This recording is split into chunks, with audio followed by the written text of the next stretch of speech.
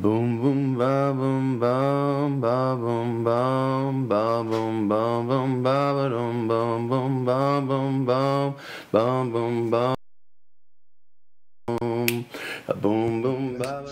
In our world is primarily its tangibility. Like I said, that in physics defines matter, it occupies space, which means which means that if you want to walk and you want to go to that space, it's going to prevent you entering it because there's something else in there.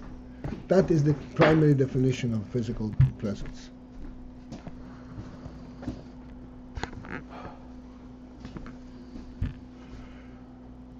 Let's now think a little bit deeper into this. What's the significance of this? The significance of this is that this physical presence item has a presence only because it reserves its position. It's in effect fighting for its right to be. Hey, wait a second, don't go here, I'm here. And that is the basic presence.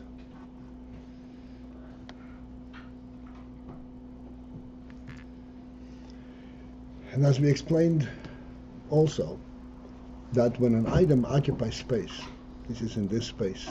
How did you jump from one to the other? How did you get that logic that just because the definition of something is that it occupies space, to then jump to that it has to fight for its right to be?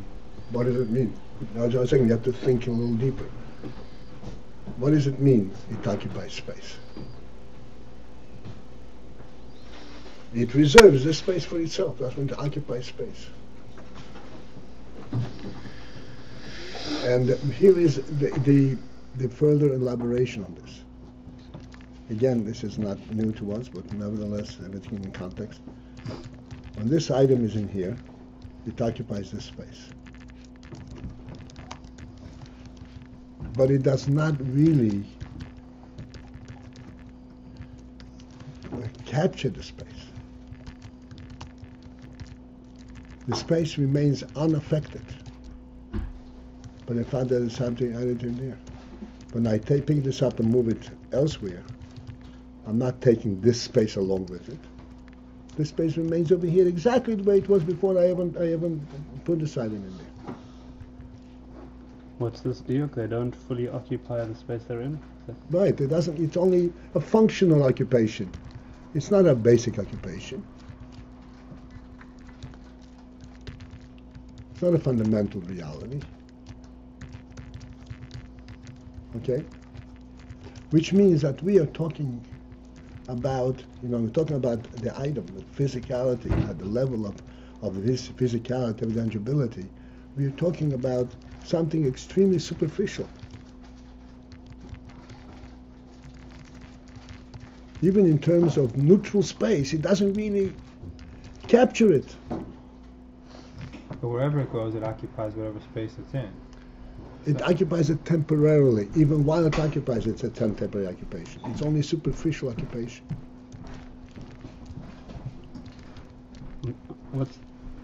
I want to see if I'm catching what the superficial part is. That physicality is a superficial reality, or that its association with space is superficial? What's both? One is related to the other. So even though it's part of its definition, like we started with, it's part of the definition, and its whole presence is superficial. Anything that is dependent on tangibility, meaning it is there because you acknowledge its presence, is not really there in a fundamental level. Why do we say that occupying space means you acknowledge its presence? Why can't it just because occupying space means that while I'm here, you cannot be here. This is the definition. This is occupying space. Because it doesn't really capture the space. It only occupies it relative to you, relative to some other object.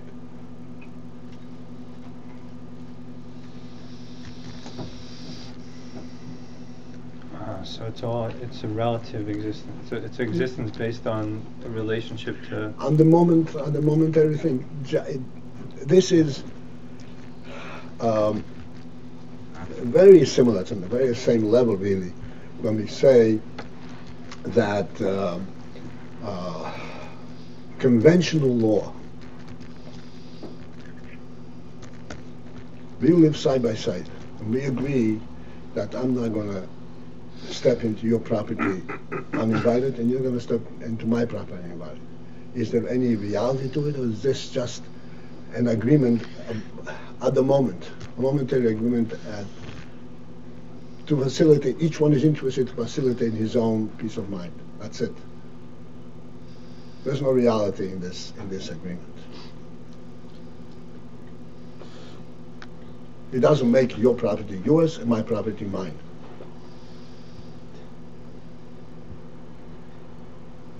Right? We agree to respect one another's property, but that's it.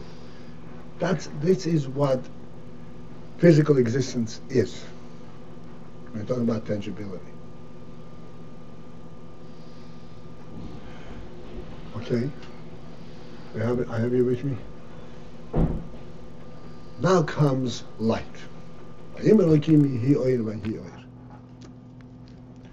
Light reveals a totally different dimension to the worldly existence. As we point out, on the most simple level, with light, the item exists without interfering with anything. Not because it occupies space. I see it even though I don't even touch it.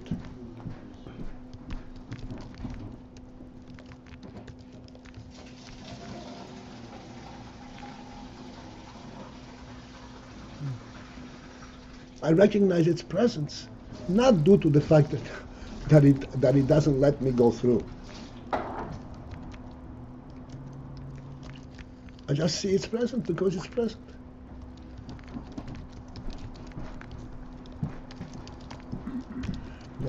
Okay. Can I go on? The whole principle of visibility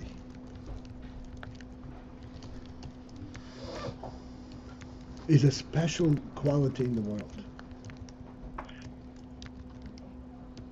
When you say an item is visible, inside the world it's not visible. The world as it is in its fundamental state, nothing is visible. It's all tangible. It's not visible.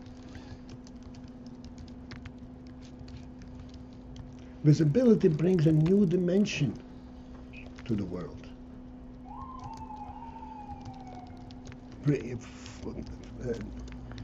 Allowing a different kind of reality to surface.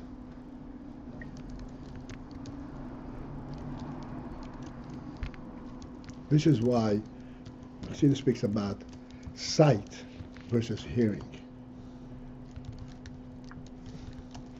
Similar to Chokhmah versus Bina. Hearing is the Metzius. Sight is the Mahus. Sight reveals to you the Mahus.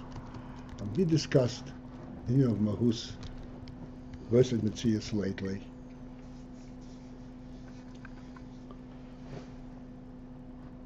That Mahus relates, identifies not just the presence, the existence, the tangibility, the fact that this item, so to speak, fights for its right to be. I'm here. Don't touch me. Mahus means it is fundamentally present. It has a fundamental presence.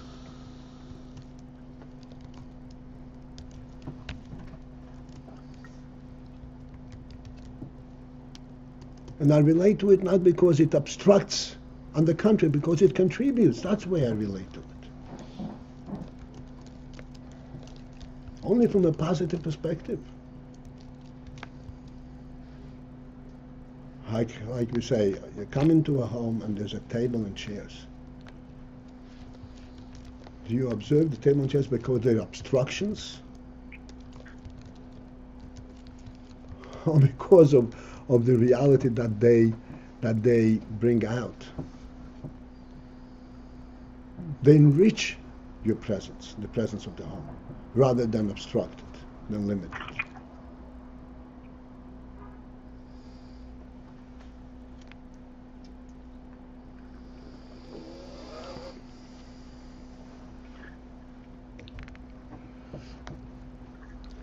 This is light. This is why we say that light is a godly gift. Vayim Elokim here, a separate creation.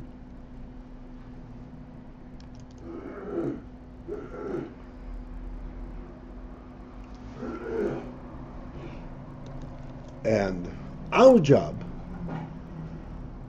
our task that Hashem had bestowed, has given to us is to transform the whole world to light rather than darkness.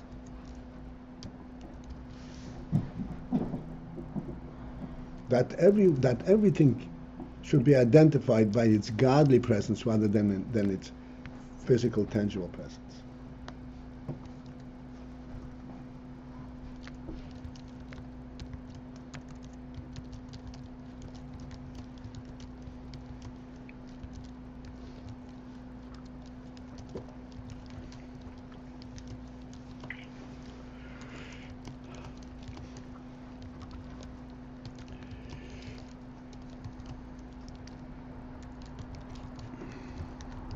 All right.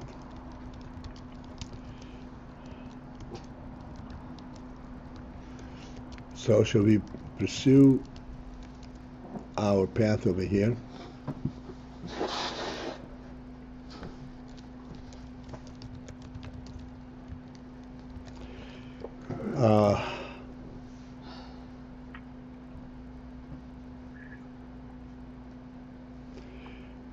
We are in the middle of page Gimel.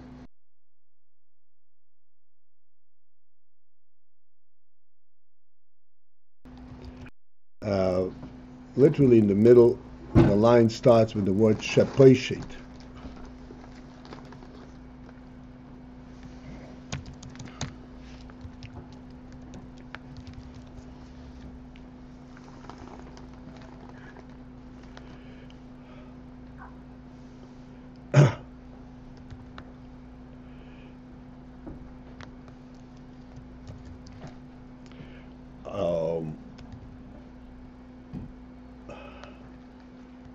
This parenthesis is for the purpose of further delineating, identifying in greater detail the principle of the aspect that we identified in the name, as example. There's a person, there's Etzem Hashem, then there is the Hispashtus Hashem, that kriyas, that the person is called by his name, or his name is applied to an external object. So this can be identified in greater detail when we speak in terms of the nefesh islabish in the guf. The nefesh islabish in the guf, we started to say that the guf ha'odom is a garment to the nefesh.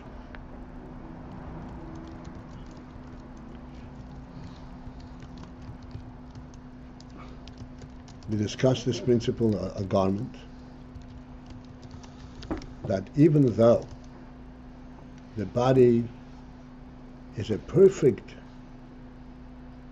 garment for the nefesh, the contours of the body, all the details, all the various parts of the body are all representative of some aspect of the nefesh, allowing the nefesh to fit into the body perfectly. A nefesh feels, so to speak, in perfect comfort. It can relate to the body, and the body can receive everything from the nefesh. From the intellect all the way down to the lowest and simplest physical act.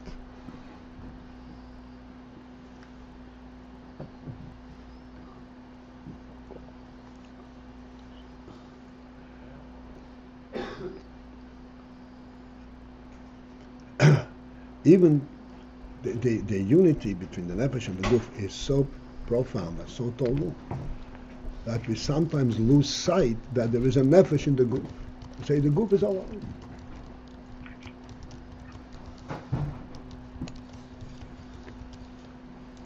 Guf is not alive.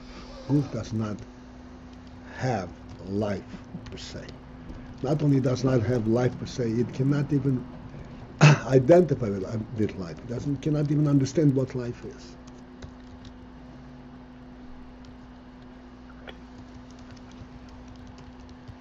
Guf is, like we say, is a physical presence.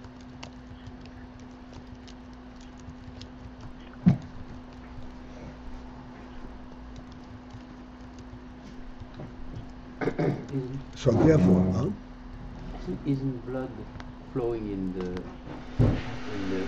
vessel, in the body, supposed to symbolize life, or it's just part of the body as anything else?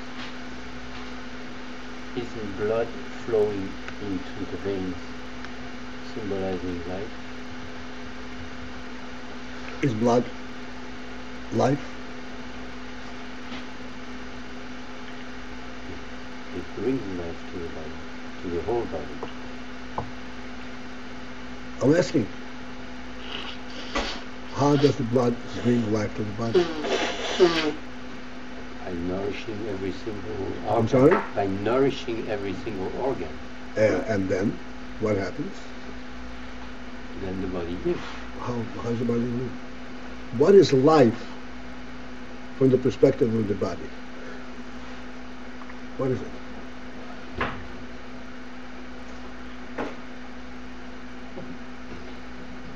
So, life, you're saying life exclusively comes from nefesh. Of course. Okay. But there's no whole definition of life in the body.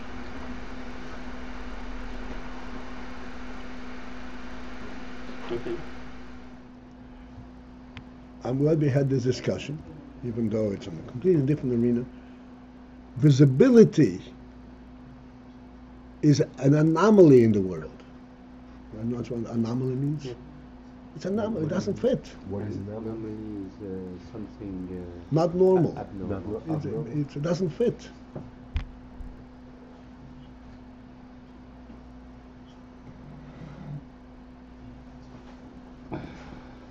The reason there is visibility in the world, you said this, you see the mahus, is because the world is a godly creation.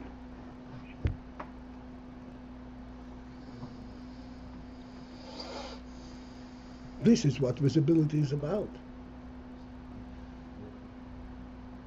To bring out its reality. If that's true at that level, it is true definitely in the guf ha'odam and the nefesh. That there is a guf, and the guf comes to life, and the guf comes to life only because there's a nefesh in the guf. And the guf is a very finely designed receptacle for this nefesh.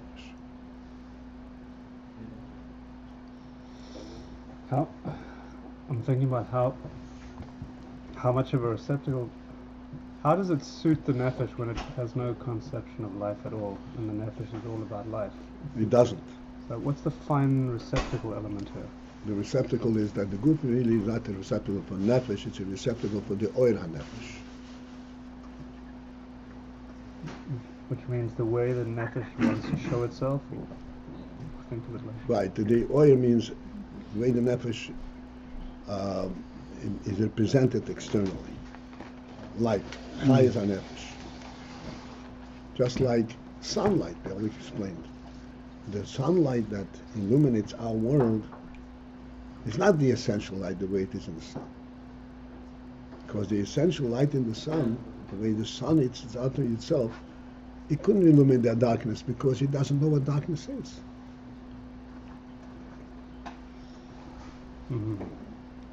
Doesn't exist. Or a nefesh. In the nefesh, lifelessness doesn't exist. Life in the nefesh is not a reaction, or there is lifeless. Let me bring life to it. There's no such state at all in the nefesh. It's the essence of life, yet it's relating to a lifeless vessel. And that because through the oil nefesh. And the harsh words we have about the body elsewhere, this is because the body can run away with the mission, but really it's a very fitting receptacle. The harsh words about the body is if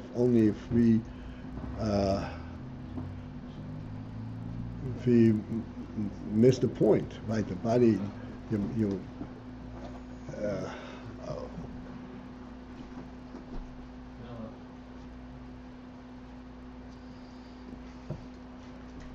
this is the same as being a guest, having a host, and taking the food and running away with it.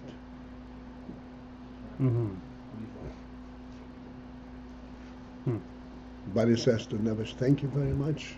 Now I can experience my own experience." But he doesn't have it. And this is what happens. In fact, if it runs away too far, it goes into depression and it doesn't have life.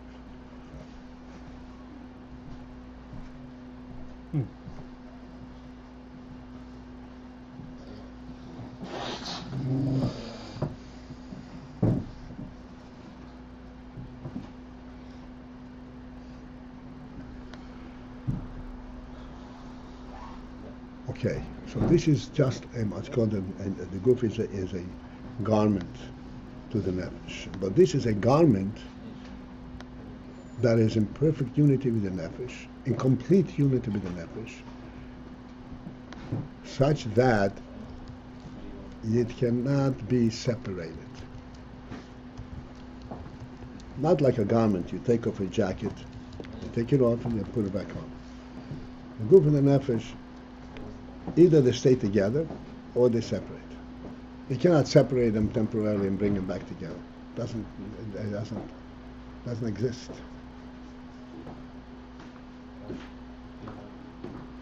Because this nefesh, so to speak, operates only in perfect unity. And if there is a sense of separateness, then you have broken the whole unity, the whole relationship. Separateness between body and soul. Right. If the guf says, okay, you know what, I'll take a rest. I'll come back to life in an hour. Forget it. That's the end. Wait, isn't that sleeping? Don't we do that? No, that's not sleeping. What? The body takes a rest, right? Body's taking a rest, but it's not taking a rest from the nefesh. It's taking a rest from bodily activity. That's curious, because in yesterday's shir, as you were explaining, as we start with the nefesh and we go to the machshava with oisios, that as we go away from the nefesh, we start to have a point when we get to machshava that we can exchange the garments. Machshava is an exchangeable garment. Yet and you would think that the guf is after all, thought is still within the person itself. And then when we come to the guf, you'd think the guf is also, it's even more external, that we could exchange it. The guf is more external than what? Than thought. Really? Uh, Why? Because thought is... One second. How are you able to think? Can you think without your goof? No, it's part of the goof. Part of the goof. So first you have to have a living goof, then you can have thought. Thought is on the goof, is a goof activity. It's a nefesh activity within the goof. That's what's called oises hamachshava. The nefesh Ayin doesn't have machshava. Nefesh doesn't have a machshava, is a garment. So almost you're saying that the goof is more primary to the nefesh than thought. Yes.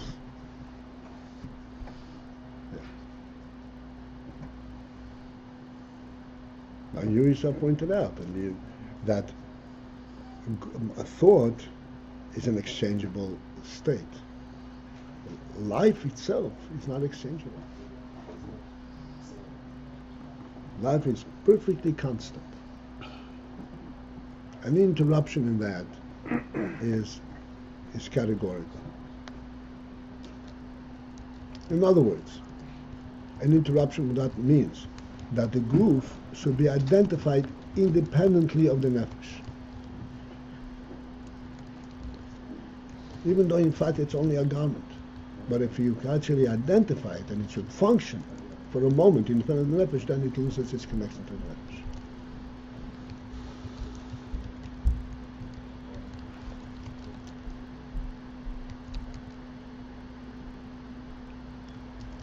Like we said, this unity is so perfect that we can lose sight that there's a nefesh in it. We say the goof is alive.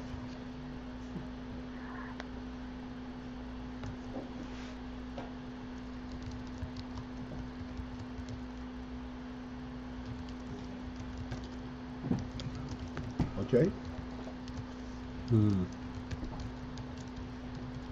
But the goof is really alive because the goof has the oyer hanefesh, just like we say again, what we discussed before when you brought up visibility.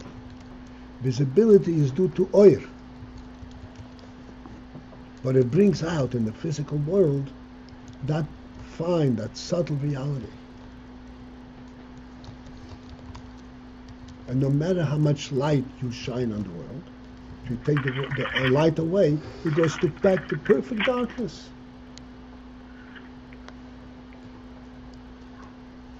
Because in and of itself, it's physical. But you're revealing with light is that this physicality is a godly creation, and there's a reality to it. But that reality surfaces only when there is light. So only when there's in the mashal, when there's light, when there's life in the goof, then you reveal that the goof has is a perfect vessel, garment for the nefesh. It's total dedication to the nefesh.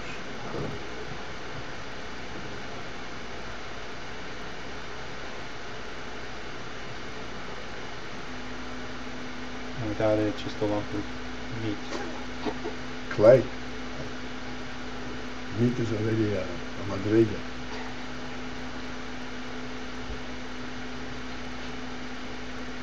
Total dedication to the nefesh, like some kind of chariot, some kind of following the instructions of the nefesh fully. Totally. And not only following instructions of the nefesh, dedicated to nefesh, interested only in the life element, rather than its physicality.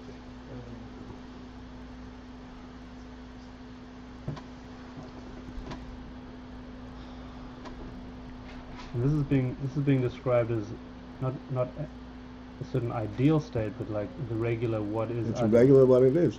If Chas v'sholom your hand hurts you, your concern is not about the physical hurt. Concern that you cannot function. You don't have the, so to speak, the functionality that the nefesh provides for.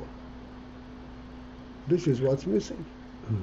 Or like the activity of the nefesh will be diminished. You're not concerned with just the pain. You're concerned like, my nefesh won't be able to do this and that. Right. Well, pain is also in itself interfering. But functionality, chas v'sholom, something doesn't work. So you're concerned about the working of the intestines, you're concerned about how it affects life in general. That's what you're concerned about.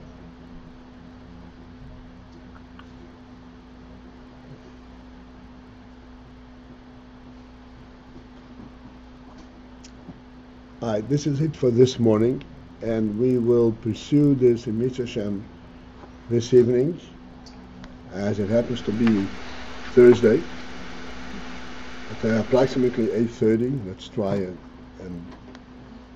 try our best to make it as close to the agreed upon time as possible, and it's at 679 Crown Street. Be well. Have a good day.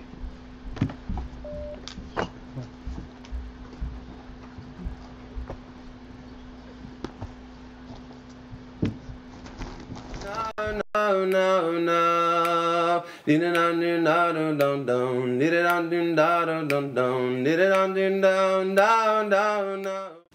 Did it on do no no no no. Did it on do no no no no. Did it on do no no no no no. Did it on do down down down. Did it on do down down down. Did it on do down down down no. Did it on do down down down no no no no. Did it on do no no no no no no. Did it on do no no no no. Did it on no,